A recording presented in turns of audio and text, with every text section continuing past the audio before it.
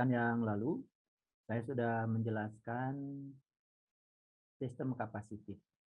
Ada sistem kapasitif plat sejajar, ada sistem kapasitif silinder, ada sistem kapasitif bola. Kita juga sudah berlatih menentukan kapasitansi dari sistem kapasitif. Selintas saya juga sudah menjelaskan bagaimana kalau konduktor dimasukkan ke dalam sistem kapasitif dan bagaimana kalau isolator dimasukkan ke dalam sistem kapasitif. Nah, pada kesempatan sekarang saya akan memberikan demonstrasi untuk memberikan pemahaman yang lebih dalam tentang apa yang saya sampaikan kemarin. Baik, di sini saya punya alat. Yang ini alat ini namanya kapasitansimeter. Jadi ini adalah alat untuk mengukur kapasitansi atau kapasitas suatu sistem kapasitif. Jadi ini kapasitansimeter ya. Di sini ada dua kutub ya, positif negatif. Nanti dari kedua kutub ini ya akan kita hubungkan ke sistem kapasitif. Jadi kita akan mengukur kapasitansi sistem kapasitif. Misalnya untuk sistem kapasitif yang isinya udara, sistem kapasitif yang isinya dielektrik dan macam-macam dielektrik. Nanti kita akan perlihatkan ya. Jadi di sini ada jarum penunjuknya ya. Ini ada jarum penunjuknya untuk menyatakan berapa besar sistem kapasitif ya. Di sini ada saklarnya. Ini ada pengatur ya. Kita mau menggunakan kapasitas berapa gitu. Di sini ada kapasitasnya 3000 picofarad, ada juga kapasitasnya 30.000 picofarad. Nanti tergantung berapa besar ya kapasitansi yang mau kita ukur. Ini jadi alat ini namanya kapasitansimeter ya. Saya dekatkan ya. Kapasitansimeter alatnya ya. Jadi di sini ada skalanya untuk membaca. Di sini ada kutub positif, kutub negatifnya. Di sini ada saklarnya ya, ini saklarnya. Ini kalau dihidupkan, ini ada lampu di sini menyala ya. Kalau dimatikan ya seperti itu. Nah ini nanti kedua ujung ini, kedua ujung dari kutub positif dan negatifnya kita akan hubungkan dengan sistem kapasitif kita. Ini alatnya dulu saya jelaskan ya. Oke, ini belum saya hidupkan. Kemudian di sini saya punya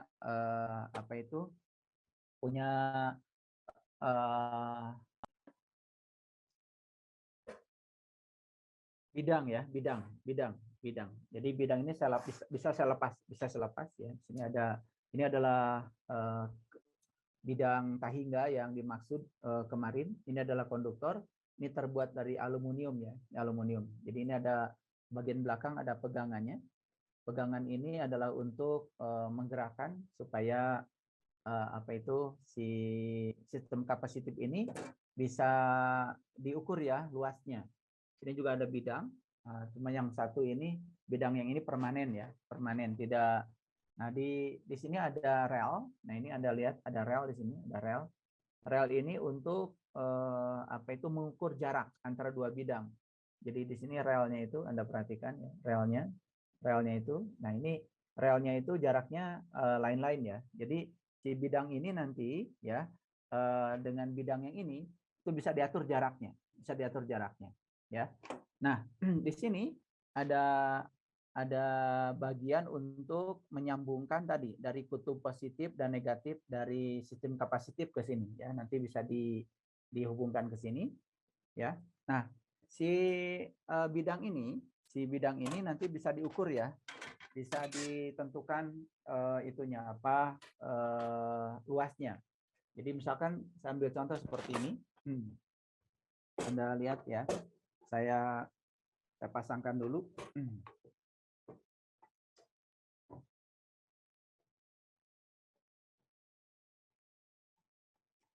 Seperti ini ya. Jadi kalau misalkan seperti ini ya Anda lihat. Kalau bidang ini berhadapan berarti luasnya itu maksimum ya. Nah, kalau misalkan ini digeser ke sini, berarti yang berhadapan tidak seluruhnya, hanya sebagian kecil saja. Nah, hanya sebagian kecil saja. Jadi tidak seluruhnya berhadapan. Jadi kalau begini, berarti berhadapan dua-duanya, berarti luasnya maksimum. Kalau ini digeser ke sini, jadi tidak semua bidang itu berhadapan. Berarti luasnya itu yang berhadapan saja, ini, ya seperti ini, yang berhadapan saja. Nah ini kenapa ini pakai rel, ya pakai rel, tujuannya untuk menggeser-geser, ya berapa besar luas yang berhadapan. Jadi kalau begini ini maksimum ya, karena berhadapan semua. Tapi kalau yang bagian depan ini digeser oleh saya, berarti yang berhadapan itu cuma sebagian, hanya sebagian kecil. Gitu ya. Nah, jadi nanti kita akan eksperimen dengan cara menggeser-geser ini ya, luasnya ya, luasnya, dan kita juga akan eksperimen dengan cara mengukur menggeser-geser jaraknya antara kedua bidang. Jadi nanti kalau untuk yang paling maksimum di sini relnya yang paling jauh, itu ada rel yang paling jauh, ada rel yang dekat ya. Nanti kita akan coba.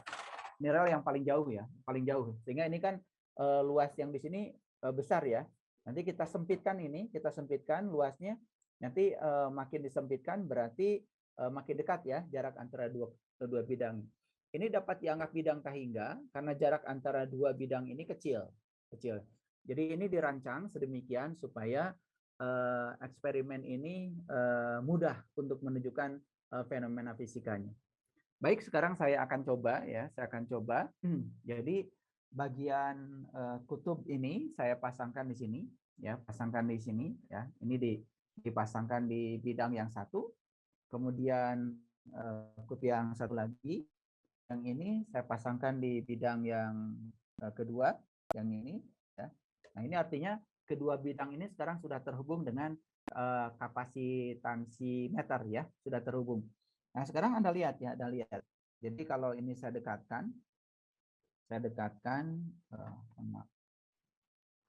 ini saya dekatkan ya supaya kelihatan.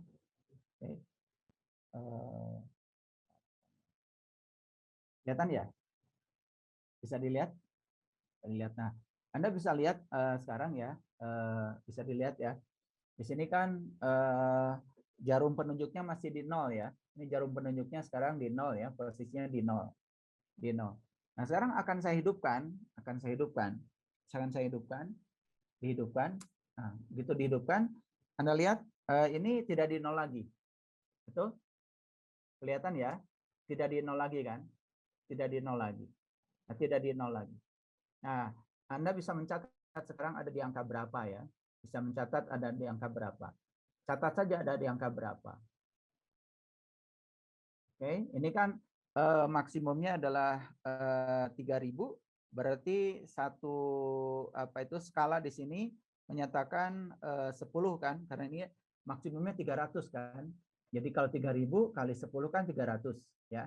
Berarti kalau ini ya kira-kira sekitar 500 ya. 500 piko kan, sekitar 500 piko yang ini. Nah, ini posisi ketika ini jarak kedua bidang itu seperti ini,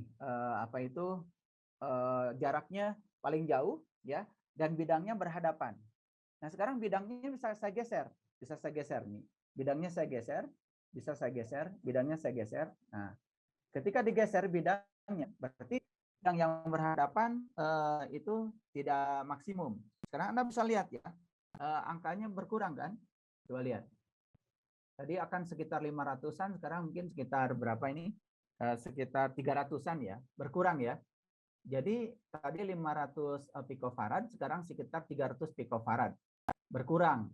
Nah, kalau digeser lagi lebih jauh lagi ke sana, berarti bidang yang berhadapan makin sedikit. Maka Anda bisa lihat ini kan sekitar 200-an ya, 200 picofarad. Nah, kalau ini saya tarik lagi si bidang ke sini supaya maksimum lagi. Nah, sekarang maksimum lagi, Anda lihat ini kembali ke sekitar berapa ini? Sekitar 500 ya picofarad. Oke? Anda sambil mencatat ya, datanya.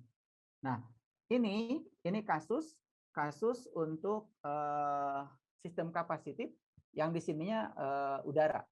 Ya, di sininya udara. Jadi tidak dimasukkan di elektrik. Nah, sekarang saya akan coba lepaskan dulu Saya coba lepaskan dulu ini. Kemudian kita dekatkan. Kalau ini kan jaraknya paling jauh, ya. Saya coba lepaskan. Yang ini saya lepaskan. Kemudian saya dekatkan sekarang. Saya dekatkan. Jadi ini untuk menyatakan bahwa sistem kapasitif berubah ketika jaraknya dekat. Nah, Anda bisa lihat ya. Bisa lihat. Mohon maaf. Ini harusnya ke sini.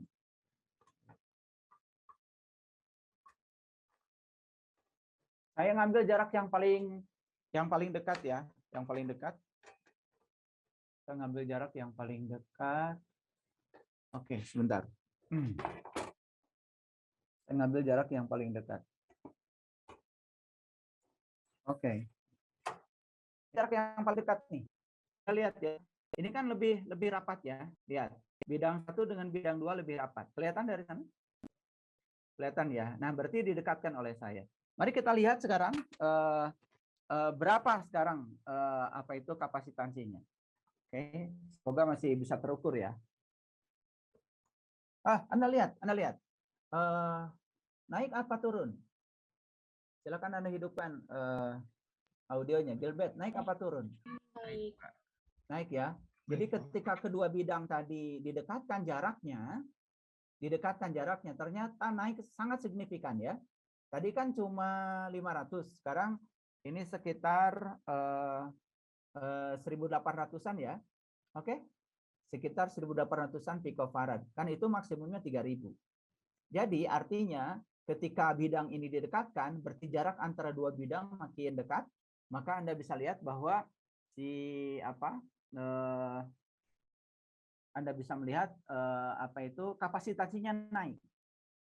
Jadi kapasitasi naik ya. Oke. Nah, sekarang saya akan berikan eksperimen yang berbeda sekarang. Jadi saya sekarang sudah menyiapkan di sini. Ini saya sudah menyiapkan 3 jenis tiga jenis dieelektrik. Yang ini adalah yang pertama ini adalah kardus biasa ya, kardus biasa. Jadi ini kertas ya, ini kertas biasa, Anda bisa lihat. Ini kertas biasa ya, disiapkan yang luas bidangnya sama dengan bidang konduktor ini.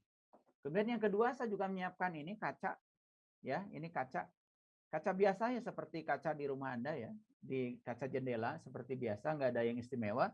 Kemudian yang ketiga saya menyiapkan juga ini paralon ya. Ini paralon ya, cuman paralon kalau Anda di rumah kan paralon sudah berbentuk silinder ya untuk pipa ya. Kalau ini saya memang memesan khusus ya, paralon yang bentuknya bidang seperti ini. Bidang seperti ini. Nah, sekarang Anda perhatikan kalau Anda lihat di sini ya, sekarang sekitar 1.800-an kan? Betul? 1.800-an. Nah, sekarang akan saya akan masukkan di antara kedua konduktor ini, saya akan masukkan ini dulu. Yang pertama paralon ya. Saya akan masukkan paralon. Saya masukkan paralon ke sini. Nah, oke. Nah, sekarang Anda perhatikan ya, paralon akan saya masukkan. Nah, ini belum masuk seluruhnya. Anda amati sekarang, Anda amati di sini ya, Anda amati, coba Anda amati ya, perhatikan ya. Nah, ini Anda amati pergerakan dari dari jarum penunjuknya ya. Oke. Sekarang saya akan mulai ya, saya dorong, saya masukkan. Bergerak nggak jarumnya? Gilbert. Bergerak Pak, jadi lebih besar. Ya, lebih besar ya. Jadi kalau saya tarik ke kanan ke sini, mengecil ya. Ya. Kalau saya dorong ke sini, membesar kan? Nah, ini kapasitasi terus membesar. Kenapa terus membesar? Karena kan bidang yang bidang dielektrik yang masuk lebih besar kan? Oke, ini kalau didorong lagi akan lebih besar lagi. Semoga masih kuat ya. Oh ya, sudah hampir 3.000 nih. Sudah hampir 3.000, jadi udah nggak kuat ya, nggak kuat. Kalau saya dorong ini terus ke dalam, udah nggak kuat ini, udah nggak kuat. Dan kalau nggak kuat, berarti saya harus menggunakan skala maksimumnya 30.000. Jadi nanti harus dirubah nih ke 30.000 ke sini ya. Nah, kalau ke 30.000 kan nanti satu skalanya kan jadi bukan lagi 10, tapi satu skalanya berarti 100 kan? 100. Itu supaya kuat karena ini maksimumnya 30.000 gitu. Ini kalau paralon ya, kalau paralon. Nah, bagaimana kalau misalkan saya masukkan yang lain? Saya masukkan apa itu kaca misalkan seperti ini. Saya masukkan kaca, saya masukkan kaca. Oke. Saya masukkan kaca tapi ini tetap saya pakai yang 3.000 ya, yang 3.000. Coba Anda perhatikan, ya Anda perhatikan sekarang posisi di sana kan? Nah, posisi kaca di sini, Anda perhatikan. Sekarang saya akan dorong kaca ini ke kiri, didorong ke sini. Coba Anda perhatikan, membesar nggak itunya? Membesar nggak Gilbert? Iya, Pak. Membesar nggak? Nah itu, Iya. ya. Oke. Terus membesar ya, membesar, terus membesar. Ini sudah hampir mendekati 2.800, mendekati 3.000 ya. Oke. Nah, ini kan menarik sekali ya eksperimennya. Menarik sekali eksperimen. Nah, sekarang saya ganti dengan kardus. Saya ganti dengan kardus. Saya ganti dengan kardus. Saya ganti dengan kardus. Ini saya masukkan. Coba Anda lihat. Kardus belum saya masukkan nih, baru sedikit. Anda lihat skalanya di situ ya. Di situ. Dan sekarang saya akan dorong. Saya akan dorong kardus ini. Coba Anda lihat. Bergerak nggak jarum itu? Bergerak ya? Bergerak. Membesar ya? Lewat. Oh, sudah lewat ya? Sudah lewat. Sorry. Sudah lewat. Hampir rusak ya. Ternyata kardus lebih bagus ya daripada kaca dan paralon. Kardus ini paling bagus. Oleh karena itu jangan heran ya kalau Anda membuka kapasitor, di dalamnya itu sebetulnya kertas aja. Kertas, ada yang kertas dikasih oli, ada yang kertas dikasih air tuh ya. Itu. Nah, jadi kardus lebih bagus. Jadi kertas ini merupakan dielektrik yang bagus ya dibandingkan paralon dengan kaca. Nah, dari eksperimen ini kan Anda bisa paham ya hubungan yang kemarin. Jadi nanti akan saya jelaskan lagi. Baik ya, Anda sudah dapat data walaupun ini eksperimen, demonstrasi maksud saya. Kalau ingin serius ya harus eksperimen. Ya semoga nanti segera luring ya sehingga saya bisa mengajak Anda ke laboratorium ya belajar fisikanya fenomena ya. Fenomena karena kita punya alat-alat yang sangat lengkap ya di UPI ini. Alat-alat eksperimen di lab kita itu sangat lengkap. Semua ya lengkap, kelistrikan, mekanika, kemagnetan, semua sangat lengkap. Nah, saya kira dari sini Anda udah bisa memahami ya fenomenanya. Baik ya. Sekarang saya matikan saja dulu. Kemudian saya akan coba jelaskan ya fenomena yang tadi. Jadi sebetulnya ya itu baru tadi saya berikan eksperimen paralon, kemudian kaca, kemudian apa tadi kardus ya, kardus. Nah kardus. Nah sebetulnya Anda bisa variasikan, bisa saja dimasukkan ke sini ya ke sistem kapasitif kita itu dimasukkan tiga-tiganya. Bisa saja dimasukkan tiga-tiganya. Nanti Anda bisa menduga ya, bagaimana kalau dimasukkan ke sini itu kaca dengan kombinasi kaca dengan paralon. Bagaimana kalau yang dimasukkan ke sini itu kombinasi kaca dengan kardus. Bagaimana kalau dimasukkan ke sini itu adalah kombinasi paralon dengan kardus, ya. Jadi bisa berbagai data yang kita bisa dapatkan. Nah, dari sini sekarang kita bisa memahami bahwa ya apa yang saya jelaskan pada kesempatan yang lalu itu kan sebetulnya cocok dengan eksperimen kita. Baik, kita akan coba jelaskan ya apa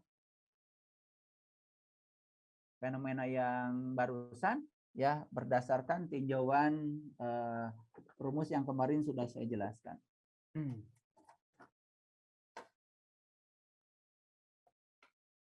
Baik ya, saya sekarang sudah menampilkan layar. Anda sudah bisa lihat layar yang saya tampilkan? Oke, jadi kemarin kan kita sudah belajar bahwa kapasitansi itu kemarin ya, itu didefinisikan sebagai perbandingan ya, perbandingan antara banyaknya muatan pada sistem kapasitif dengan beda potensialnya ya. Beda potensial antara ini nih, antara konduktor satu dengan konduktor yang kedua. Gitu. Nah, tetapi jangan lupa bahwa ketika Q sama dengan 0 bukan berarti C-nya sama dengan 0. Karena kapasitas dari sistem kapasitif itu tidak bergantung pada ada atau tidak adanya muatan. Yang namanya kapasitas ya tetap saja akan ada selamanya ya, walaupun tidak ada muatan. Nah, kemudian kita sudah belajar juga bahwa yang namanya kapasitas itu kalau di dalamnya itu udara itu kan epsilon 0 dikalikan dengan A dibanding dengan D. Oke, ya. Epsilon 0 dikalikan A dibandingkan D. Jadi kalau A-nya makin besar, Anda lihat di sini, kalau luasnya makin besar, maka C-nya makin besar, gitu.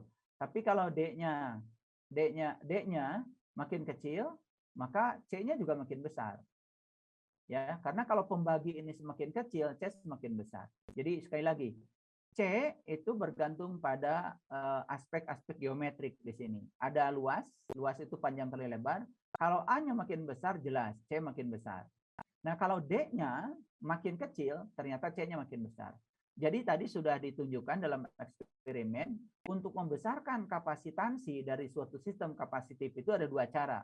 Pertama bisa membesarkan A, artinya bidang yang berhadapan itu semakin besar. Yang kedua, bisa juga mengecilkan D.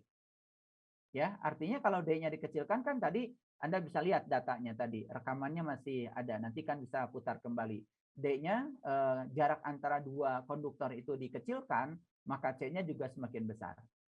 Nah, sebaliknya dari sini epsilon 0 kalikan A dibagi dengan D ya. Jadi kalau misalkan A-nya dikecilkan ya, tadi C-nya mengecil juga, ya kan? Dan kalau D-nya dibesarkan ya, kemudian C-nya juga akan semakin kecil.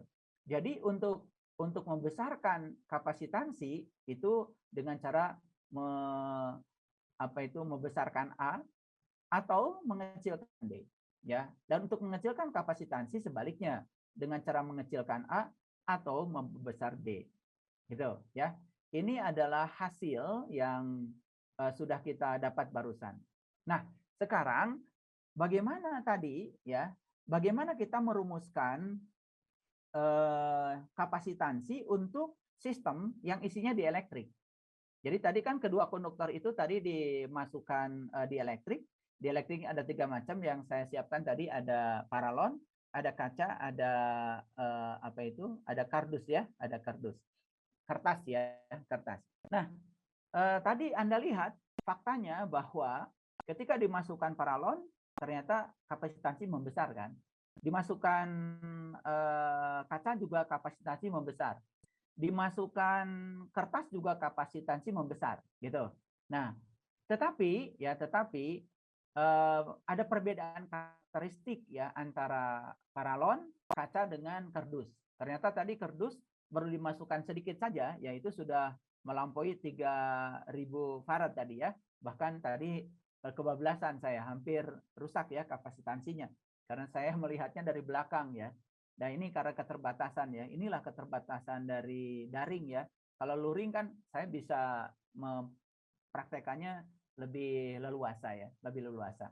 Di satu sisi kan saya ingin menunjukkan di kamera, di sisi lain kan saya juga punya keterbatasan dengan ruang. Baik ya, itu yang paling penting. Nah, sekarang ya, mengapa pertanyaannya, mengapa ya di elektrik itu memperbesar kapasitansi? Itu pertanyaan yang penting. Jadi pertanyaannya adalah mengapa ya? Jadi di elektrik itu tadi isolator ya, kan paralon itu isolator, kaca juga isolator, kertas juga isolator. Mengapa di elektrik ya dapat memperbesar kapasitansi ya, kapasitansi dari sistem kapasitif. Nah, itu pertanyaannya ya. Ini yang akan kita analisis. Mengapa di elektrik dapat memperbesar kapasitansi? Ya bagaimana itu logika fisikanya ya. Nah, kita harus analisis ini. Baik ya, baik. Jadi saya akan kembali ke penjelasan yang kemarin. semoga Anda sudah nonton video saya ya untuk sistem kapasitif yang bagian pertama. Jadi saya gambar lagi. Di sini ada apa tadi? Ada bidang yang dimuati positif. Di sini juga ada bidang yang tak berhingga dimuati negatif. Anda tahu kan bahwa dari positif ke negatif ini ada medan listrik ya. Oke, saya gambar lagi, ada medan listrik.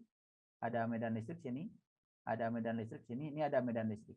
Ya, ada medan listrik. Oke. Ada medan listrik. Nah, saya sebut saja sekarang medan listrik ini adalah E0. Saya sebut E0. Kenapa? Ini medan listrik ketika di dalamnya udara. Jadi saya akan berikan notasi yang berbeda ya. Kalau saya menulis E0 itu berarti saya sedang berbicara medan listrik pada saat ya antara dua konduktor ini udara. Untuk membedakannya. Nah, kalau ada dielektrik, saya beri nama tanpa E0. Misalkan untuk yang ada di elektrik, berarti saya akan menulis E saja. Nanti maksud saya? Jadi kalau yang ini untuk yang ada di elektrik, elektrik, ya, yang ada di elektrik. Nah, itu kita sepakat dulu ya. Kalau saya menulis E0, berarti saya sedang membicarakan sistem kapasitif yang di dalamnya udara. Kalau saya berbicara E, berarti medan listrik untuk sistem kapasitif yang di dalamnya ada dielektrik. Nah, sekarang saya sisipkan tadi dielektrik di sini. Saya sisipkan dielektrik, ya, saya sisipkan dielektrik dengan ketebalan tertentu. Anda perhatikan, ya. Ini sekarang saya sisipkan dielektrik, dielektrik. Jadi dielektrik. Dielektriknya bisa apa saja. Nah, Anda perhatikan. Kalau dalam dielektrik itu karena dia itu isolator, jangan lupa ya, dalam isolator tidak ada elektron bebas. Dalam isolator tidak elektron bebas. Tetapi dalam isolator ada molekul. Nah, setiap molekul itu pasti di dalamnya punya muatan negatif, juga punya muatan positif. Molekul apapun. Karena molekul tersusun oleh atom.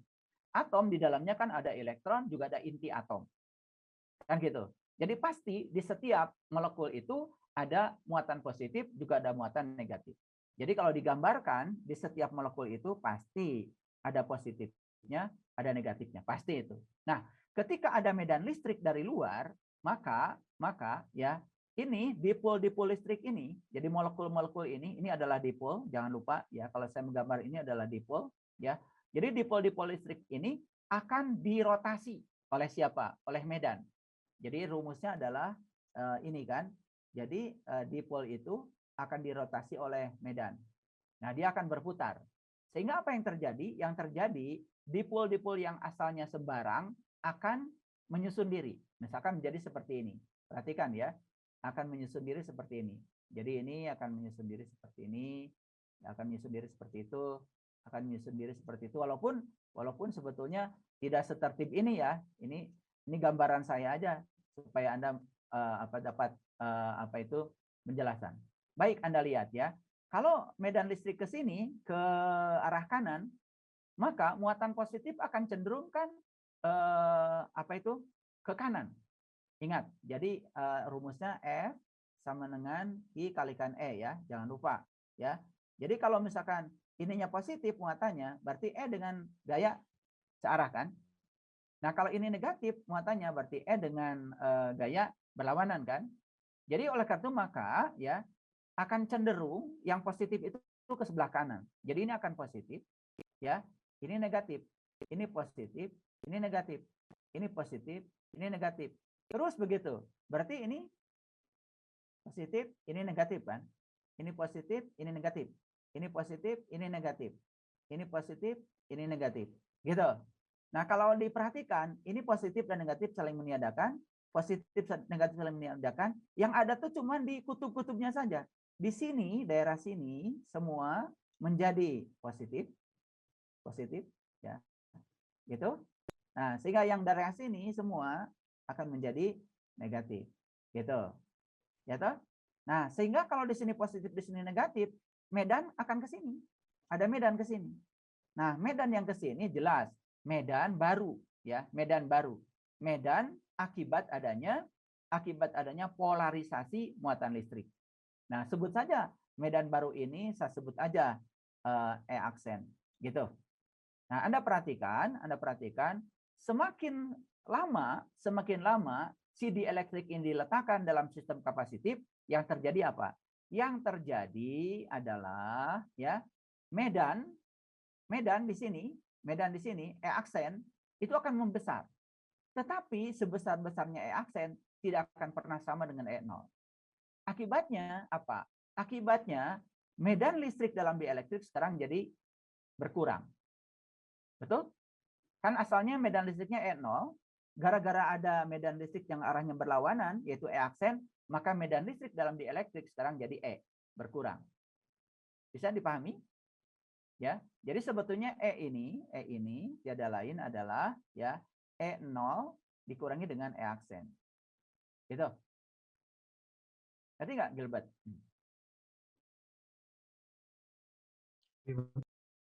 Bisa mengikuti, Gilbert? Putri bisa mengikuti? Bisa, Pak. Oke. Nah, ini kalau di elektrik ya. Tapi kalau di sini diletakkan konduktor, ini kan yang kiri konduktor, yang kanan konduktor. Ini sekarang letakkan konduktor. Ingat, kalau konduktor punya elektron bebas. Nah, elektron bebas juga sama ya, akan berkumpul di sini, yang ini akan menjadi negatif, ini akan menjadi positif. Cuman cara berkumpulnya, mekanismenya berbeda dengan isolator. Oke. Nah, akibatnya kalau konduktor pun akan menimbulkan medan listrik baru, E-aksen. Cuman E-aksennya lama-kelamaan akan sama dengan E0 kalau konduktor. Oleh karena itu maka kalau E0 dengan E-aksen sama, berarti kan E-nya jadi sama dengan 0. Nah, tidak ada artinya kalau kita memasukkan konduktor. Nah, itulah alasan kenapa di elektrik itu ya, kenapa sistem kapasitif ya menggunakan isolator. Karena kalau konduktor ya, total medan listrik di dalamnya jadi 0. Tapi kalau isolator itu cuma ada pengurangan medan. Ada pengurangan medan saja. Gitu. Nah, oleh karena itu maka sekarang sudah saya jelaskan mengapa ya untuk isi sistem kapasitif itu menggunakan isolator. Jadi kalau di ujian saya tanya, Anda harus bisa menjawab ya. Inilah mekanismenya. Ya, jadi oleh karena itu maka konduktor sering disebut juga di elektrik yang paling sempurna. Nah, karena paling sempurna malah nggak bisa dipakai karena berbeda tujuan. Jadi jangan lupa ya, yang paling sempurna malah nggak bisa dipakai ya, karena tujuan kita tidak tercapai, karena tujuan kita ingin menyimpan medan, malah tidak tercapai ya kalau menggunakan konduktor. Nah, ini alasan-alasan ini harus Anda mengerti ya, karena kalau di buku penjelasannya kan kadang-kadang berbelit-belit panjang ya, banyak sekali paragrafnya harus Anda baca ya. Nah, kalau dijelaskan seperti ini kan jadi Anda memahaminya lebih mudah. Baik ya, sekarang saya akan tutup dulu ini. Akan tutup ini. Oke. Baik ya. Jadi di elektrik itu menguatkan atau melemahkan medan? Gilbert. Melemahkan medan, Pak. Yes. Di elektrik itu melemahkan medan. Melemahkan medan. Nah, tadi kan Bapak punya apa tadi? Punya paralon ya. Ini contoh di elektriknya. Punya kaca, punya kardus ya. Jadi ini contoh-contoh di elektrik. Ini contoh-contoh di elektrik. Nah, jadi paralon, kaca, kardus itu melemahkan medan. Ini melemahkan medan. Jadi saya tulis dulu melemahkan medan. Melemahkan medan. Gitu, melemahkan medan. Nah, oleh karena itu ya, setiap di elektrik itu memiliki karakteristik tertentu. Dan karakteristik dielektrik sering disebut dengan konstanta K. Jadi saya menulisnya K ya, seperti ini. Jadi K-nya itu sebenarnya bukan K seperti biasa, bukan K begini, bukan. Tapi nulisnya gini. K. Nah, ya. Nah, ini untuk menunjukkan konstanta dielektrik. Jadi ini yang sering disebut dengan konstanta dielektrik. Nah, jadi kalau Anda ditanya, apa sih konstanta dielektrik? Ya, konstanta dielektrik itu adalah sebuah besaran fisika yang menjelaskan karakteristik dari suatu bahan dielektrik. Jadi karena kita tidak bisa menjelaskan lebih detail, maka karakteristik dari suatu bahan dielektrik ya sudah dilambangkan saja dengan sebuah K, konstanta dielektrik. Seperti itu dalam fisika ya, supaya tidak sulit. Jadi kalau begitu, Kalau ini E, perhatikan ya, kalau ini adalah ini adalah medan listrik dalam dielektrik. Kemudian kalau ini adalah E0, medan listrik tanpa dielektrik, maka kalau ini dibagi dengan K, di mana K ini selalu lebih besar daripada 1, maka otomatis rumus ini menceritakan bahwa medan listrik dalam dielektrik dilemahkan. Setuju, Gilbert? Setuju, Pak. Oke, ulangi lagi. Jadi E ini adalah medan listrik ketika ada dielektrik. E0 medan listrik ketika hampa ya, ada udara saja. Nah, di sini kita sudah mendefinisikan sebuah konstanta dielektrik, yaitu K. Sehingga kalau E0 dibagi dengan K lebih besar daripada 1, rumus ini sudah jelas memformulasikan pelemahan medan. Bagaimana Putri, bisa mengerti? Bisa, Pak. Oke, baik ya. Yang lain bisa mengikuti, yang lain.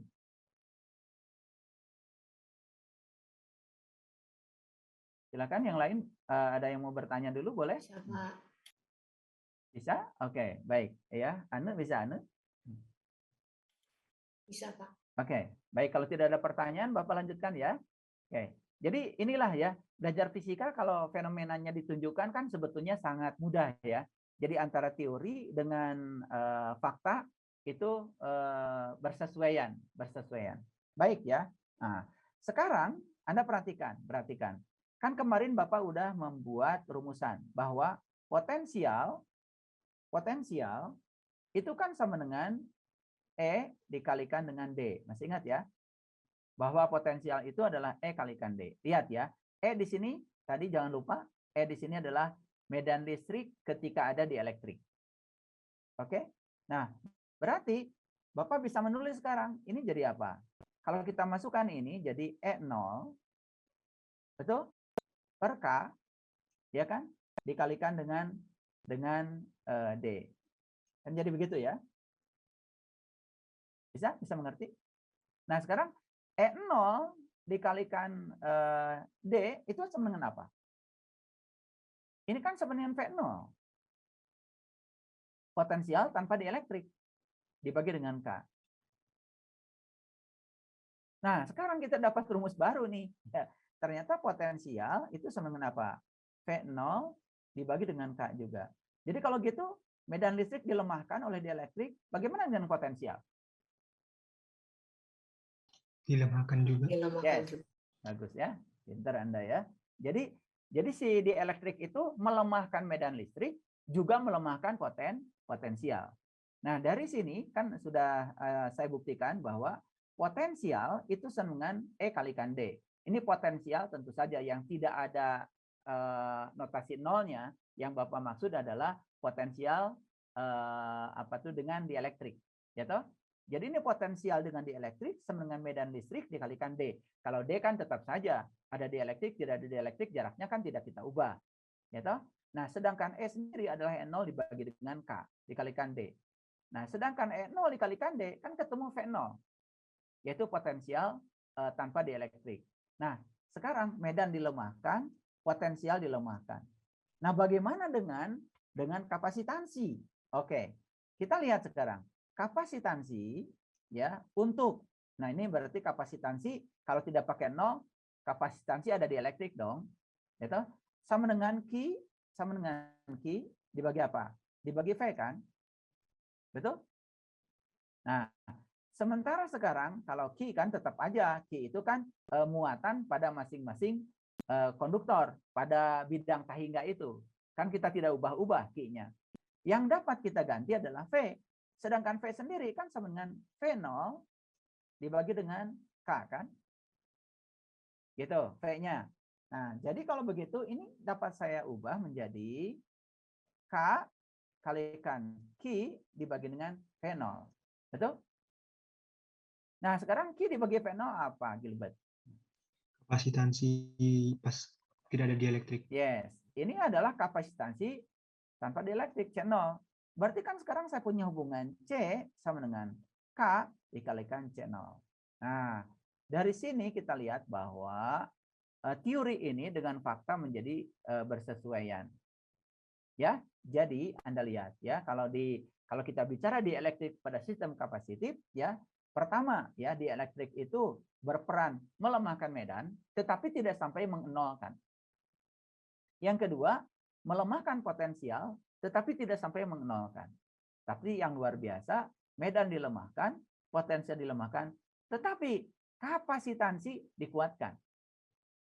Gitu. Dari sini kan Anda lihat, ini dilemahkan, tapi ini dikuatkan. Gimana C sama dengan K dikalikan C0. Gitu. Ya. Nah, dari sini kita bisa juga membuat hubungan yang lain, ya. Anda lihat hubungan yang lain. Nah, bagaimana dengan permitivitas? Bagaimana dengan permitivitas? Kan kalau ada dielektrik berarti ada permitivitas E. Kalau tanpa dielektrik ada permitivitas E0, kan gitu. Kan E0 ini adalah permitivitas hampa atau permitivitas udara. Permitivitas sudah saya jelaskan sebelumnya, yaitu keberijingan suatu bahan, suatu material untuk terjadinya proses polarisasi listrik. Ya, polarisasi kelistrikan. Jadi polarisasi kelistrikan itu ya bisa dan tidaknya, mudah atau sulitnya itu ditentukan oleh permitivitas dari bahan itu. Nah, kalau epsilon 0 itu permitivitas ruang hampa. Kalau epsilon berarti permitivitas ketika ada dielektrik. Pertanyaannya adalah bagaimana hubungan antara ini dengan ini? Bagaimana hubungannya? Oke. Nah, kita bisa menggunakan perumusan yang sudah kita dapat ya. Oke. Anda lihat. Kalau kapasitansi untuk ada dielektrik kan itu sama dengan apa? Sama dengan E, kan gitu. Berarti A, betul? Dibagi dengan D kan? Betul nggak? Kalau yang biasa kan C0 sama dengan epsilon 0 A per D kan? Betul nggak? Kalau ini kan untuk yang udara. Kalau yang ini kan berarti kalau saya menghilangkan epsilon itu untuk dielektrik. Ya. Nah, ternyata ya ketika kita memasukkan sebuah dielektrik, ternyata epsilon ini juga akan dikalikan dengan konstanta dielektrik. Jadi oleh itu maka orang sering menulis begini. Jadi ini diganti saja menjadi K epsilon 0 ya, dikalikan A dibagi dengan D. Ya, jadi ini adalah K epsilon 0 itu sebetulnya adalah E ini ya. Jadi oleh itu maka kita memiliki sebuah pengetahuan bahwa ya permitivitas pun itu adalah dikalikan K dikalikan dengan permitivitas di ruang hampa.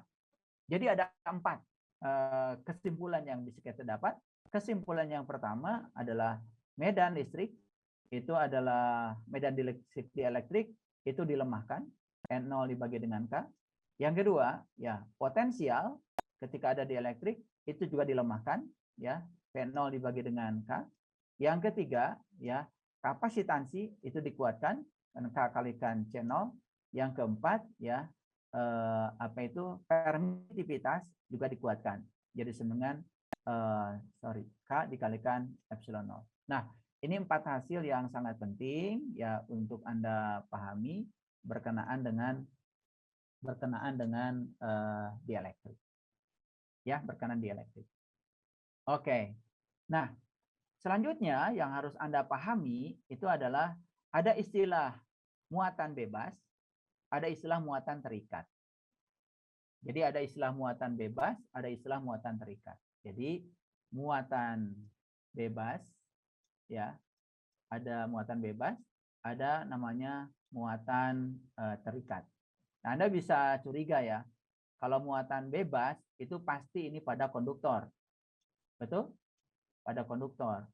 Ya. Kalau muatan terikat itu pada isolator kan, ya, isolator. Jadi nanti akan kita bedakan ya. Pada konduktor kita berbicara muatan bebas, free electron, ya. Oleh karena itu maka di buku Tipler ya muatan bebas itu dilambangkan dengan ini rapat muatan bebas F ya, F itu dari free ya, free. Jadi sigma free. Kalau muatan terikat dilambangkan dengan sigma B. B itu bonding itu terikat. Jadi ini B itu dari bonding. Bonding terikat. Ya, ini karena dari bahasa Inggris ya, diterjemahkan ke dalam bahasa Indonesia, notasinya tidak diubah.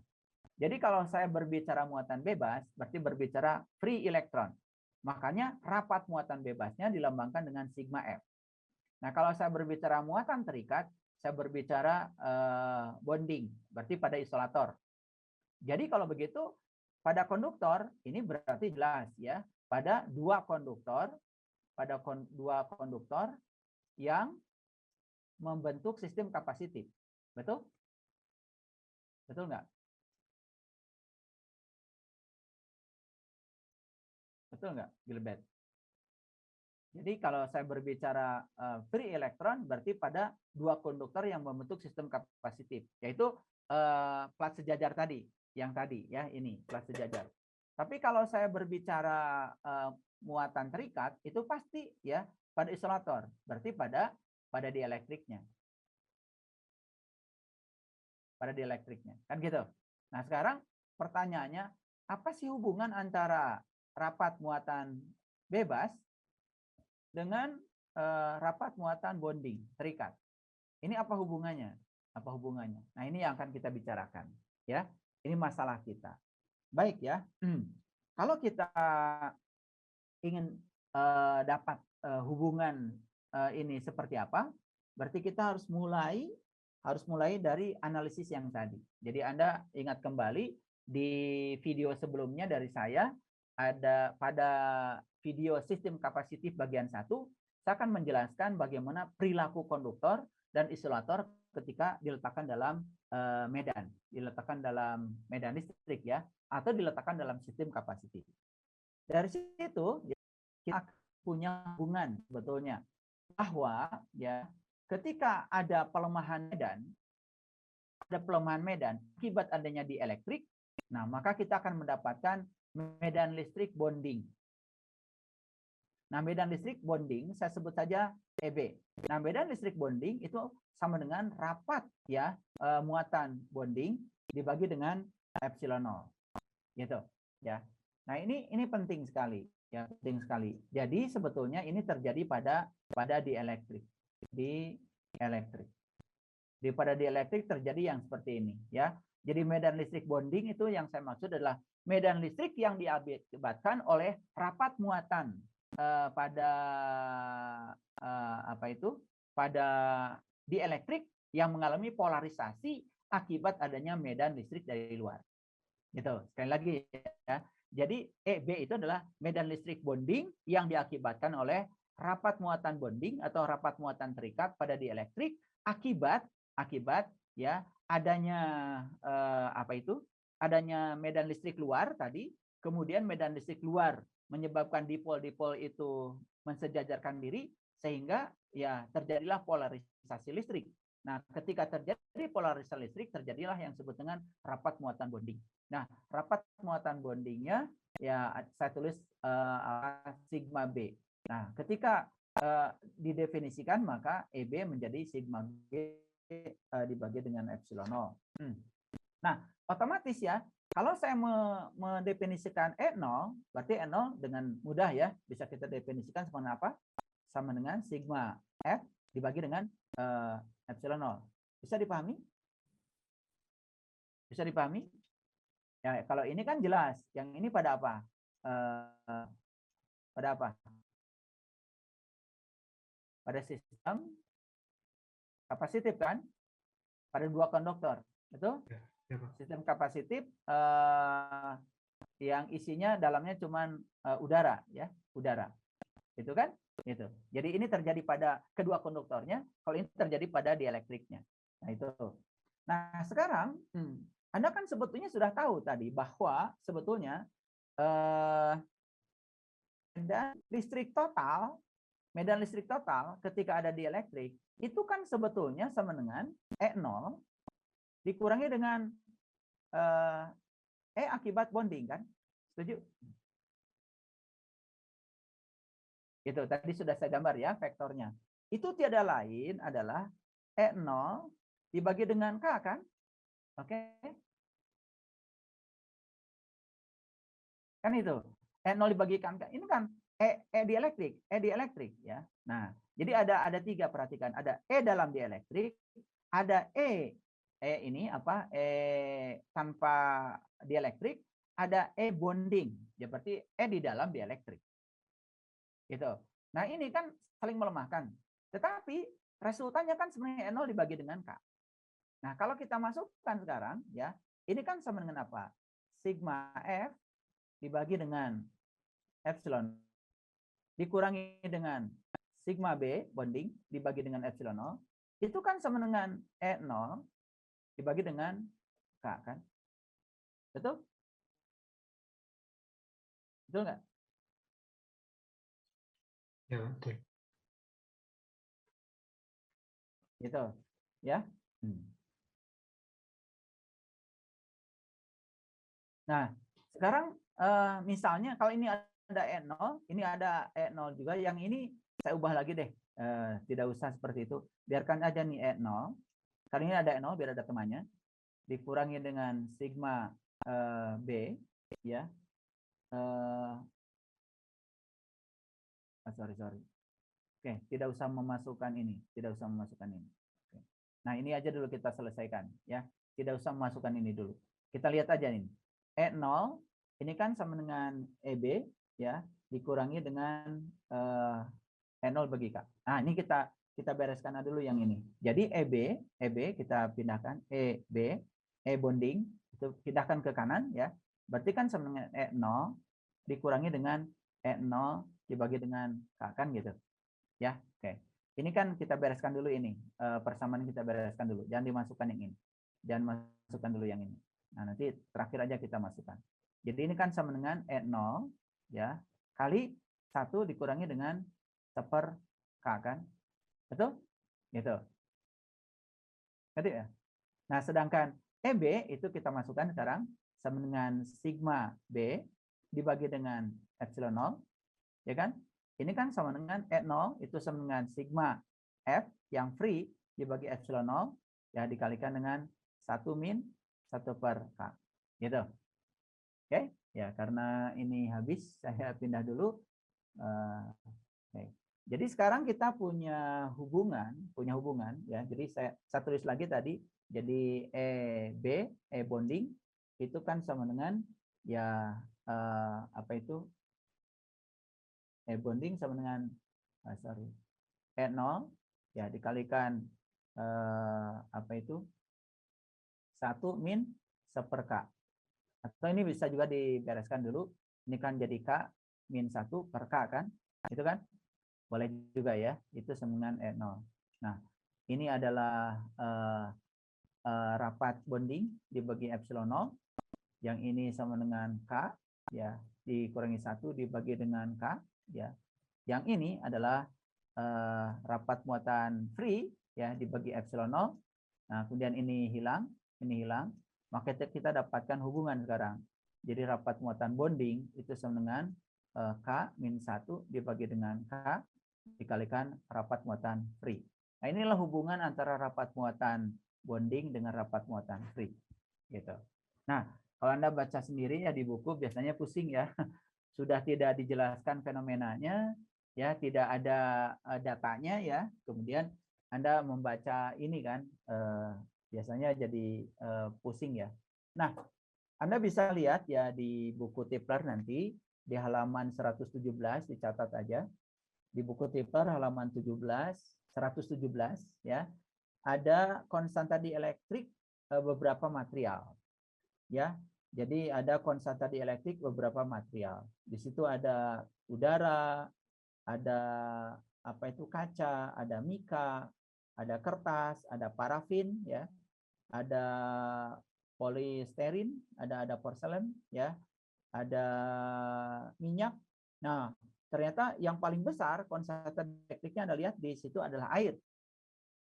Air itu 80 ya konstanta dielektriknya. Jadi kalau kita memasukkan air di ruang ini, itu dikalikan 80 ya kapasitansinya.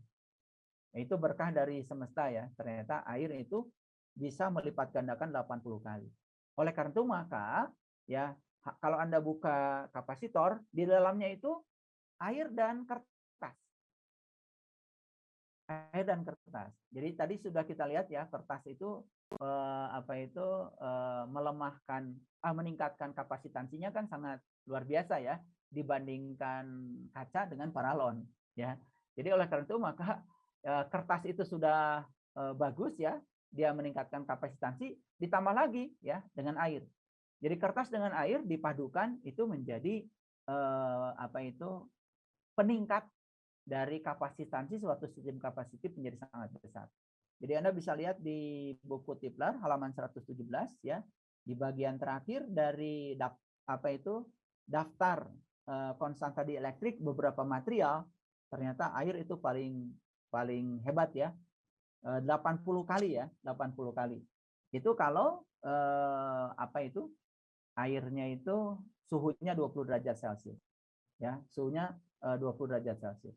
Nah, itu yang penting, yang pertama sudah saya jelaskan. Nah, kita masih ada waktu sedikit lagi. Nah, saya akan menjelaskan tentang energi sekarang. Energi yang tersimpan dalam sistem kapasitif, ya. Energi yang tersimpan dalam sistem kapasitif. Jadi, kalau misalkan ini adalah sistem kapasitif ya, ini adalah plat ya, plat atas misalkan saya gambar ini adalah positif ya. Ini masih menggunakan plat sejajar seperti yang tadi. Di sini ada negatif ya, plat yang negatif. Ya, ini yang negatif, yang negatif. Ya kan? Antara ini dengan ini kan ada beda potensial sebesar V kan. Tuh, ya. Nah, di sini kan jelas ada medan listrik arahnya ke sini, ada medan listrik arahnya ke sini, ya, ada medan listrik. Mohon maaf ini saya gambar berbeda dengan yang sebelumnya ya. Ini ada medan listrik arahnya ke sana ya. Nah, jadi kalau saya membayangkan ini persis seperti membayangkan gravitasi. Jadi kalau saya ingin, kan gravitasi itu seperti ini ya, medan gaya gravitasi seperti ini ya. Dan kalau kita meletakkan benda di sini ya, di sini ya, kalau benda ini mau dipindahkan itu kan harus melawan medan gravitasi. Jadi kalau di sini saya punya sebuah muatan, misalkan sebut aja muatannya Q kecil ya, Q kecil, mau dipindahkan, kan ini harus melawan medan. Jadi diperlukan energi untuk melawan medan. Nah sekarang berapa energinya? Energinya saya sebut aja DU, itu tiada lain adalah V ya, beda potensialnya dikalikan dengan dq ya. Nah anggap saja ini adalah dq ya, yang mau dipindahkan sebesar itu ya. Jadi dq ini kan variabel ya, bisa dari 0 sampai Q besar ya. Ini kan tiada lain adalah Q dibagi dengan C ya, dikalikan dq. Jadi kalau ini diintegrasi, maka kita akan dapat U total tiada lain adalah 1/C ya, diintegrasi ya Q dq. Dimana kan Q-nya berjalan dari 0 sebutnya sampai Q besar, sampai semuanya pindah ke sana. Maka ini akan didapatkan sama dengan 1/C ya. Ini kan sama dengan Q kuadrat ya, dq ya. Jadi berjalan dari ini ada setengah ya, ada setengah Q kuadrat ya, setengah Q kuadrat berjalan dari Q sama dengan 0 sampai Q sama dengan Q besar. Jadi ini kan akan didapatkan sama dengan setengah Q kuadrat dibagi dengan C kan. Ya. Nah karena kita sudah punya hubungan bahwa Q itu sama dengan C kali V, ya ini kan bisa dimasukkan. Maka U bisa juga ditulis dengan setengah. Ini Q-nya adalah C kuadrat kalikan V kuadrat ya, dibagi dengan C. Maka ini bisa ditulis dengan setengah C V kuadrat ya. Jadi kita tahu bahwa energi kapasitor itu bisa ditulis dengan setengah Q kuadrat per C ya, atau bisa juga ditulis sama dengan setengah CV kuadrat. Boleh ditulis begitu ya. Ini adalah energi yang tersimpan dalam sebuah sistem kapasitif ya. Jadi bergantung pada berapa besar Q-nya dan berapa besar kapasitansi dari sistem kapasitif itu. Nah, jadi oleh karena itu maka sistem kapasitif ya bukan sekedar menyimpan energi ya, menyimpan muatan, tetapi dia juga sebetulnya kan di dalamnya juga menyimpan medan, karena energi listrik tersimpan dalam bentuk medan listrik. Nah, berapa kerapatan medan listrik? Nah, kerapatan medan listrik. Jadi kerapatan energi ya, kerapatan energi dalam medan. Nah, kalau ini dihitung ya, berapa kerapatan energi dalam medan? Anda bisa menggunakan pertama ya tadi bahwa ketika ada dielektrik maka dia dilemahkan ya, dibagi dengan K ya. Nah, ini kan apa itu yang namanya apa? Yang namanya E0 itu kan sudah dijelaskan ya, untuk plat sejajar itu kan bisa dihubungkan dengan sigma. Jadi ini bisa dihubungkan dengan sigma. E0 itu kan sigma dibagi dengan epsilon 0. Jadi kan dikalikan dengan K ya.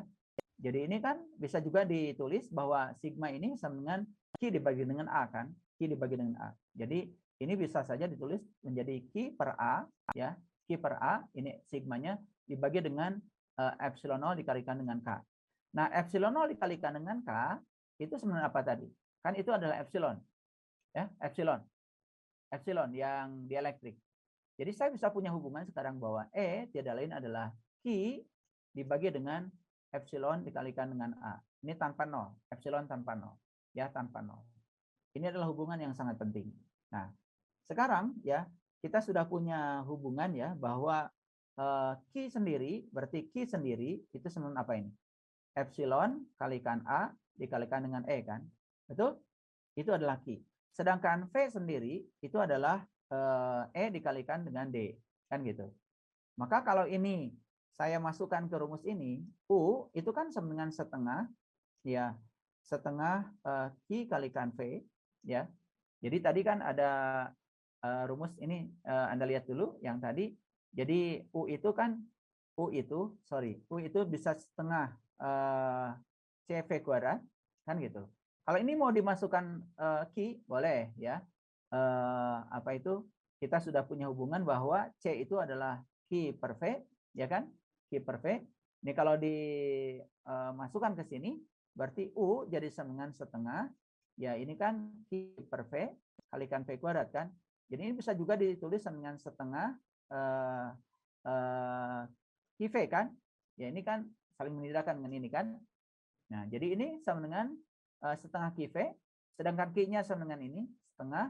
Ini adalah epsilon kalikan A kalikan E, ya, dikalikan dengan ini, E dikalikan dengan D, ya kan, V-nya.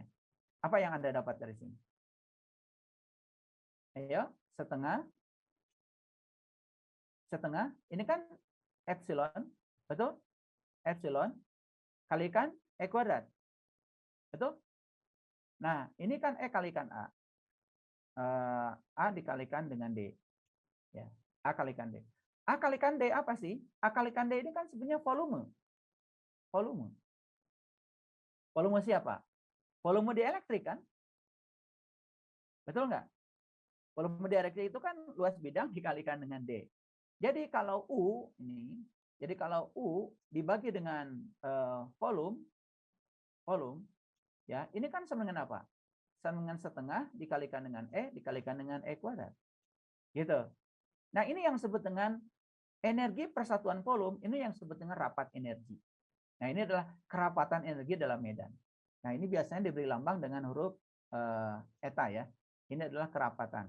Setengah kalikan E kalikan dengan E kuadrat. Nah, ini yang disebut dengan kerapatan energi dalam medan.